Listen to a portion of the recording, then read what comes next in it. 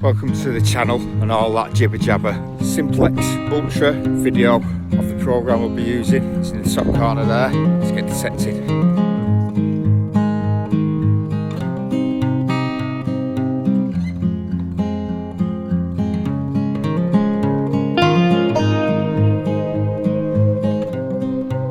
First target, 1800s, flat bottom, still with a shank. Now this sounds like iron, but it's given a non-ferrous. So you'll see on the ferro check, the ferro mineralisation bar. Watch the mineralisation bar go up. So we've got a signal there. Go forward, better signal. 23, we've got 3 bars, 4 bars. 4 bars on the mineralisation there. So you're falsing on it, yeah. Big iron. Just turn on it. Again. See how loud and false it sounds on 99 tone. I've decided we're going to do 10 holes, so I've only dug 1 hole and it was a button. So yeah, we won't be digging that piece of iron because that'll count as a hole, and we don't want any iron in our 10 hole roundup at the end. Lovely day here. Get them views. Hole number 2. It come from deep down there. It is around here. There it is. Oh, it's just a piece of lead. Yeah, an old piece of lead. About 9-10 inches deep. Hole 2. Right up against this wall. Very shallow, 59. But because these rocks, it could have just not gone as deep as anything old. So we'll dig that. Yeah, I'm doing this 10 hole thing because I haven't got much time, to be honest. Oh,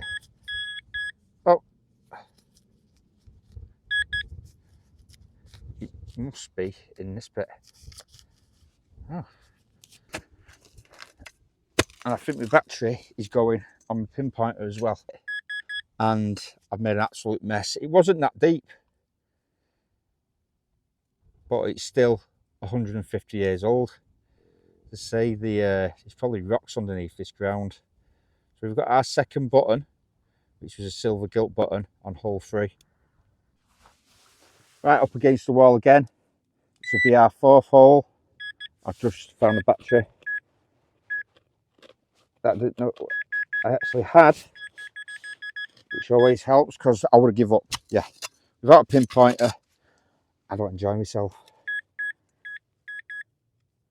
What have we got here? It's small-ish. It's round here. It's in here.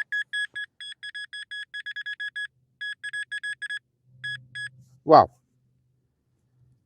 Hole 4 is a tiny flat button, but that was nearly pinpointed depth. That. Another button. So that's 3 buttons and a piece of stonking lead. But that was good. That was a good signal. Come up about 40s, 50s. Hole number 5. Come up for 40s. Aluminium tag. Quite modern.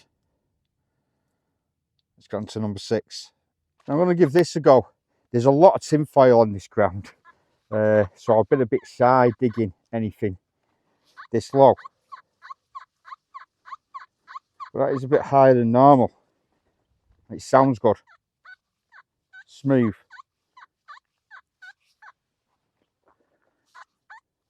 All directions. Let's have that. Flip the pancake out and it's not far down. What will it be? Come on, be a coin. Doubt it will be, but oh. Here's a coin. Oh, it's got great patina on it as well. One of the smaller, and I don't find many of these.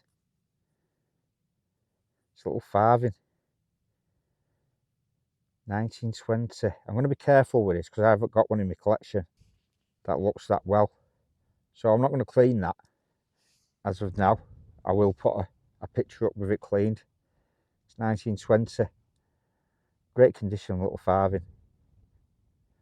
King George V, 1920, so 104 years old. I'll look after that one. The comment I put on a forum about people getting a good tone as if there's a target there and then going back over and then not getting the same tone, and that is all to do with charging the item. So you pass over a target first time and you'll get a blip, then you'll go back over it and it'll read up as iron, and this is just because the more times you wave that coil over that item, the more charge is created, which lets the detector know what the conductor is. So first time you pass over, you'll get a good signal, and then you'll pass over again and it'll turn into a bad signal. That's because there's more charge in that item, which gives the detector more information about that item. So it's just doing its job. It is just doing its job. I've seen some saying, oh, there's something wrong with the detector because it's fine, it's kind of going off on an item, and then when I go back over it, it's not. So yeah, it can be falsing, but also if it's not falsing, the detector, the more swings you pass over that coil, the more information you'll get back. You'll get a good signal, you'll go back over and wiggle the coil over and it'll start coming through as iron.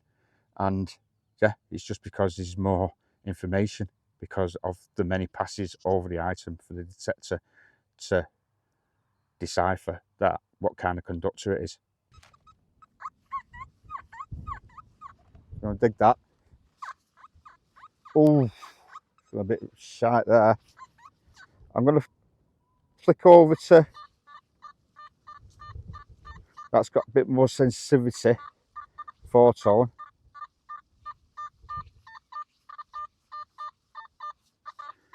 Doesn't sound as good on that. Let's go back over to 99. It's there.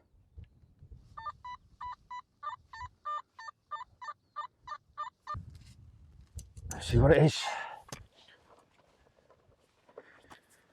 Probably some alloy with a jump like that.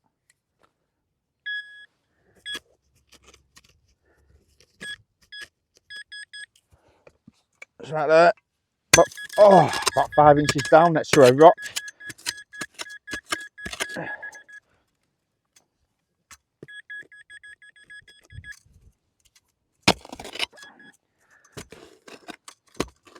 It's in between some rocks.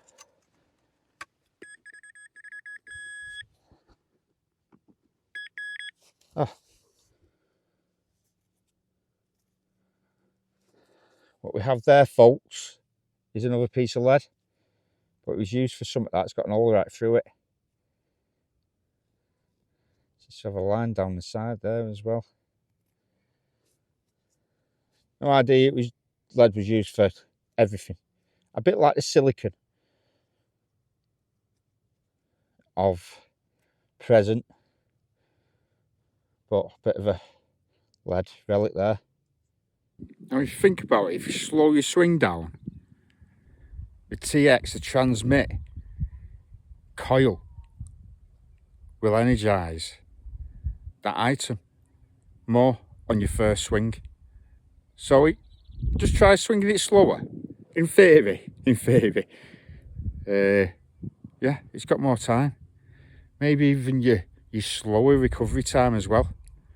A quiet field, it's spending more time on that item, isn't it? In a faster recovery time, it's going and coming back. But in a slower recovery time, it must induce a current in that item, surely. It's so shallow. A bit of height on it. How are we going to ruin our historic tidy hole outcome? Let's dig it. Hole number 9. Steep. That's big silver. Won't be at that conductivity. I want to fart. It's out in the spoil. Oh, here we go, here we go. Yeah. Full top. Now we've past experience this part of the permission. You've got to be very careful because it's just full of tinfoil. It can come straight up to the 50s as well. So with that in mind, I've gone over loads of signals that come up mid-tone, but I've got this one, which is very close. But 71 as well. Sounds nice.